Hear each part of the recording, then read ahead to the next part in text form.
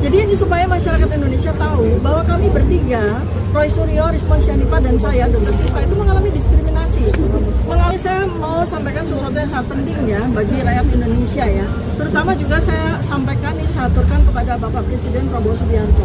Jadi ini supaya masyarakat Indonesia tahu bahwa kami bertiga, Roy Suryo, Rismon Syanipa, dan saya, Dr. Tifa, itu mengalami diskriminasi, mengalami inequality before the law. Ya, supaya tahu, tanggal 7 November 2025, Polda Metro Jaya menetapkan ada 8 tersangka. Ya, tapi sampai dengan hari ini 5 tersangka yang lain sama sekali belum dilakukan pemeriksaan.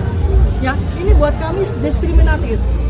Kemudian sebelum mereka diperiksa, bahkan kemudian kami bertiga berkasnya dari Polda Metro Jaya per 12 Januari 2026 sudah dilimpahkan ke kejaksaan.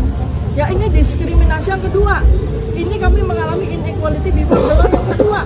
Dan ini sudah di luar batas ya, sudah di luar batas. Namun secara ilmu saya ya, ilmu perilaku, ilmu neuroscience behavior, saya melihat tindak tanduk dari Polda Metro Jaya itu menunjukkan bahwa mereka itu kebingungan, mereka itu panik, ya, sehingga mereka melupakan undang-undang mereka sendiri, Perkap, mungkin nanti Pak Alkaki bisa sampaikan.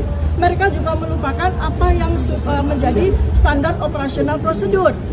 Kami ya sudah menyampaikan daftar permohonan saksi-saksi dan ahli-ahli ya untuk RRT, tetapi sampai dengan hari ini belum dipanggil satupun. Bahkan kemudian baru saja kami terima bahwa mereka akan dipanggil tanggal 20 Januari 2026. Sementara berkas kami sudah dilimpahkan ke kejaksaan 12 Januari 2026. Ini artinya Polda Metro Jaya mengalami kebingungan secara waktu.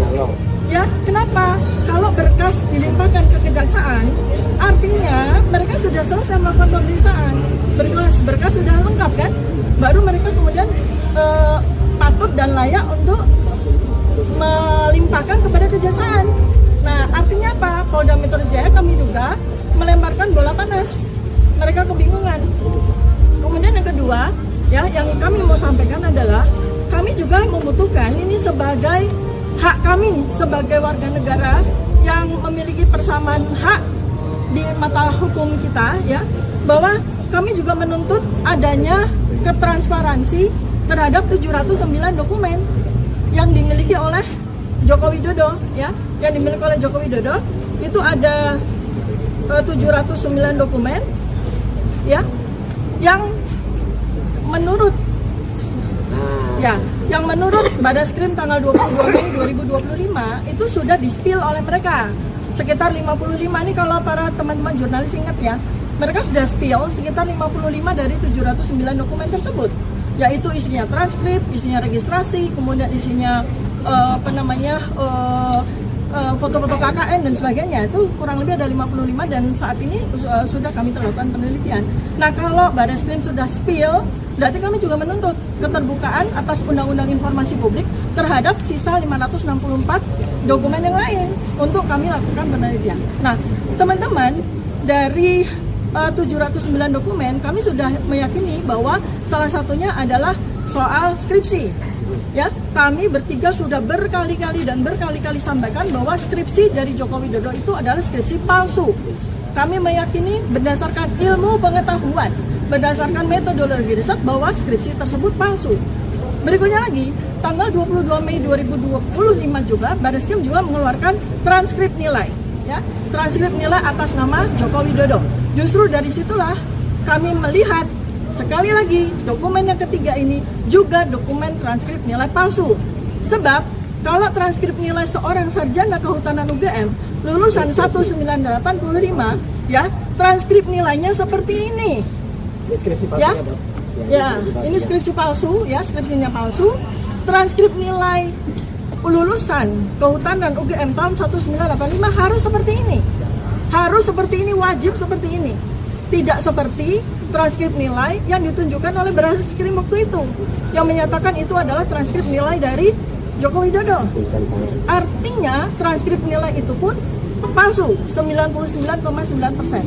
Nah, dari 3 bangunan dokumen ini saja kita sudah bisa membuat sebuah simpulan bahwa beliau ini tidak pernah lulus sebagai sarjana kehutanan UGM, kami bisa pastikan. Sebab ya, dokumen utama yang selama ini dianggap sebagai dokumen asli ya, kita bisa lihat ini yang tadi sudah disampaikan oleh Mas Roy ya. Jadi ini adalah ijazah ijazah ya. Mas Oke, iya. Saya mau tunjukkan ya. Ini yang asli. Ini ya, ini lulus tahun 85. Ya, ini adalah ijazah asli 100% 24 karat dari lulusan sarjana kehutanan UGM tahun 1985. Inilah bentuk ijazah asli. Ya.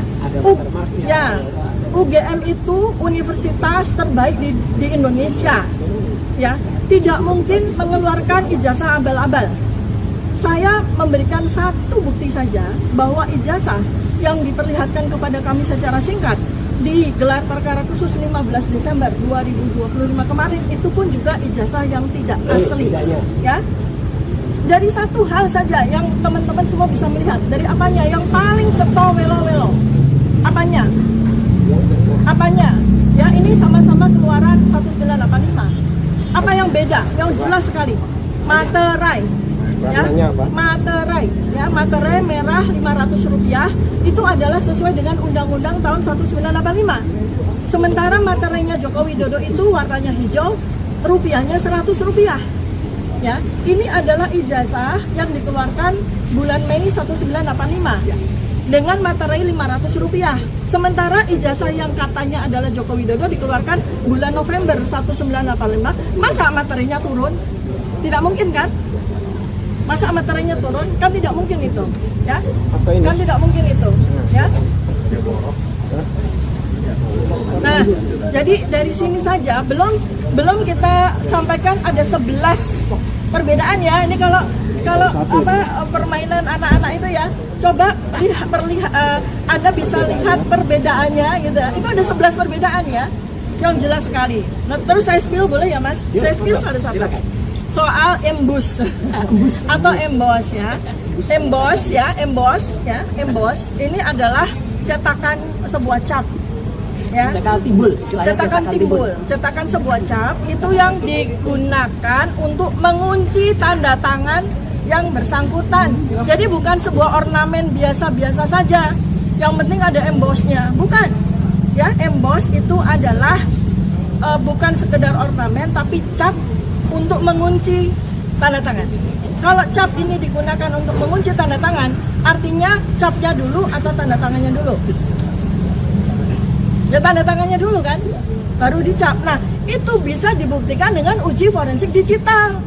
Tanda tangannya dulu atau capnya dulu. Nah, kami bisa pastikan ya bahwa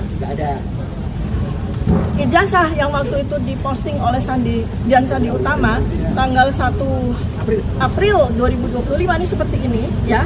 Satu, ini beda dengan ijazah yang ditampilkan kepada kami di gelar perkara khusus 15 Desember 2020. Beda. Download Tribun X sekarang. Menghadirkan lokal menjadi Indonesia.